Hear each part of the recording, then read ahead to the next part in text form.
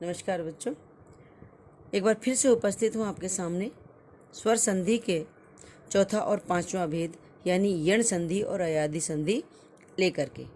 यण संधि और अयादि संधि की पहचान और उसके नियम बाकी तीनों स्वर संधियों से एकदम भिन्न हैं, इसलिए इनको दोनों को अलग से ही मैंने आपके सामने समझाने की कोशिश कर रही हूँ मैं, ताकि आपको ये अच्छे से समझ में आ जाए। यण संधि, अभी तक हमने जितनी संधियाँ की हैं सब में आ में कुछ ना कुछ स्वर जुड़ रहा था, लेकिन यण संधि में क्या है, अब अ और आ जो हैं पीछे हो गए हैं। सिर्फ ई और ऊ स्वर यण संधि में इस्तेमाल होगा जो आगे होगा, बाकी के सारे स्वर पीछे चले जाएंगे। जैसे देखो, वैसे यण संधि की पहचान ये कहती है कि इसमें ई छोटी हो या बड़ी हो य बन जाता है और ऊ का व बनता है। ये इसकी सिंपल सी पहचान है। लेकिन नियम क्या कहता है? नियम ये कहता है जहाँ ई छोटी हो या बड़ी हो, उसमें अगर अ जुड़ रहा है तो ई का बनेगा य, क्योंकि पीछे है अ की साउंड है तो ये य। अगर ई में आ जुड़ता है तो बनता है या।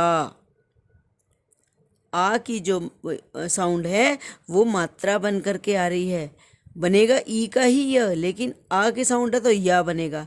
ई में अगर ऊ जुड़ गया तो बन गया यू, क्योंकि ई का तो बन गया य और ऊ की लग गई मात्रा। समझ आ गया? ऐसे ही ई में अगर ऊ मिला, बड़ा ऊ मिल रहा है तो ई का बन गया य और ऊ की लगी मात्रा। अच्छा, ई में ई नहीं मिला सकते, क्योंकि अगर हम ई में मिलाएंगे तो क्या बन जाएगा, वो तो दीर्घ संधि बन जाएगी। ठीक है ना? इसलिए ई में ई नहीं मिलेगा। ई में ओ मिला तो ई का बन गया य और ओ की जुड़ गई मात्रा, बन गया यो। यहाँ पर एग्जाम्पल भी देख रहे हो, नी जमा ऊन, न्यून, बन गया ना। ऐसे ही ई में ओ मिलता है तो बनता है यौ, ई का बन गया यह, औ की लगी मात्रा। एग्जाम्पल देख लो, जैसे प्रति जमा अक्ष। अब प्रति में ई है और अ, ई का बन गया य और अ की लगी मात्रा, प्रत्यक्ष। अच्छा, यहाँ पर एक चीज़ समझ में बताने की ज़रूरी है। अगर मैं बात करूँ ती की, हम वर्ण विच्छेद अगर करते हैं तो ती जो बनता है त हलंत जमा ई से बनता है, राइट। तो जब ई का बन गया य, दोनों मिलके क्या बन गया, य बन गया ना, तो ये त तो आधा ही रह गया, इसलिए यहाँ पर ये त जो है आपको आधा नजर आ रहा है। क्लियर है? प्रति उत्तर, सेम चीज यहाँ पर है। प्रति, ई और ऊ दोनों मिलकर यू बन गया है तो त आधा रह गया था, प्रति उत्तर। ठीक है? ई का ही दूसरा नियम ये, अच्छा, इसका जो दूसरा नियम है, यण संधि का जो दूसरा नियम है वो ये कहता है, ई का तो हमने बनाया था य और ऊ का बनेगा व। तो ऊ का व बनेगा, अगर अ है तो व अ की साउंड आएगी, ऊ में आ जुड़ रहा है तो वा की साउंड आएगी, ऊ में ई जुड़ रहा है तो वी की साउंड आएगी। ठीक है? ऊ में ई जुड़ रहा है तो बड़ी ई की मात्रा। ये इस तरह की मात्राएं चलती जाएंगी। समझ आ रहा है? एग्जाम्पल भी है, अनु जमा इति। अब इधर ऊ है और इधर ई है, ऊ और ई मिलके क्या बना रहे हैं, सॉरी, ऊ का व बन गया, ई की मात्रा जुड़ गई तो बन गया अनविति।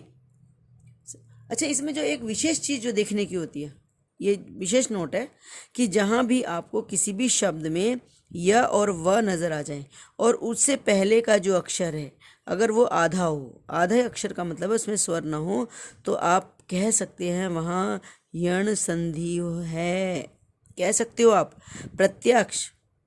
ठीक है? अन्याय। क्लियर है? बहुत सारे ऐसे शब्द हैं जहाँ पर आप कह सकते हो, क्योंकि किसी भी जगह जहाँ य आ रहा है उसके पहले का अक्षर अगर आधा है, आप व आ रहा है उसके पहले का अक्षर अगर आधा है, आप बिना हिचक के कह सकते हो कि वहाँ पर यण संधि है।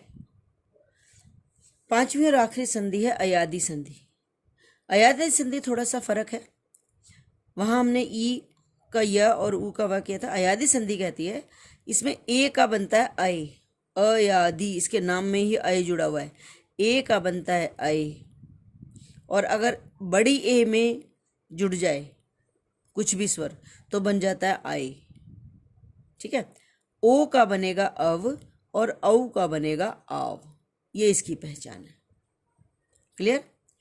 नियम ये कहता है, पहला नियम, ए में अगर अ जुड़ा तो अय बना। ए का बन गया ए और अय। ये जो पीछे स्वर जुड़ रहे हैं ये मात्रा य में लगेगी। ए का बनेगा अय, ने जमा अन बन गया नयन। समझ आ गया। ऐसे ही ए के पीछे जो भी स्वर जुड़ रहा है वो उसकी मात्रा बन रहा है पीछे, य की मात्रा। ए में जुड़ा आ अया, ए में जुड़ा ई आई, ए में जुड़ा बड़ी ई आई, ए में जुड़ा उ अयु। समझ आ गया। तो ए का बनेगा अय। और अगर बड़ा ए हो तो बनेगा आए। नई जमा अक नायक, गई जमा अक गायक। समझ आ गया। ए में आ जुड़ा आया, ए में ई जुड़ा आई है ना, आई बड़ी ए है, जो मात्रा होती है बड़ी ए होती है। आई में ई जुड़ा आई, जैसे नई जमा इका नायिका, गई जमा इका गायिका। क्लियर हो गया। तो ये ऐसे बनता है ऐ और आए। लेकिन अगर ये ए का था, अगर ओ हो, ओ में अगर कोई स्वर जुड़ रहा है तो ओ बन जाता है अब। ठीक है, भो जमा अन बन गया भवन। ओ में अगर आ जुड़ गया तो पीछे मात्रा पीछे लगेगी, पीछे लास्ट में।